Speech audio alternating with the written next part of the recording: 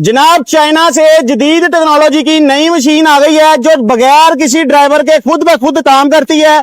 इस मशीन के साथ आप गंदम काट लें, चावल काट लें, मकई काट लें, बाजरा, ज्वार, हर तरह की फसल आप काट सकते हैं। सिर्फ 300 से 400 रुपए का पेट्रोल लेके ये आपको 1 एकड़ तक फसल काट के दे सकती है। हर तरह की फसल ये काटती है।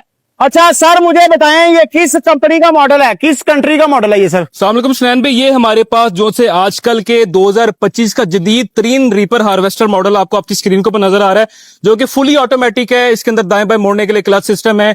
आप इसके साथ पूरे साल के जितने चारा जात है उनकी कटाई कर सकते हैं, चाहे वो गंदम है, ज्वार है, बाजरा है, मकई है, रोड ग्रास है, कोई भी चीज है। जिस तरह आगे चावलों का सीजन आ रहा है, आपने इसके साथ चावलों की कटाई करनी है, एक औजार के साथ आप पूरे साल के जितने भी चारा जाते हैं। खर्चा कितना फी एकड़ का? 1.5 से 2 लीटर एक एकड़ के अंदर ये मशीन जो है आपका फ्यूल जो है वो कंज्यूम करेगी।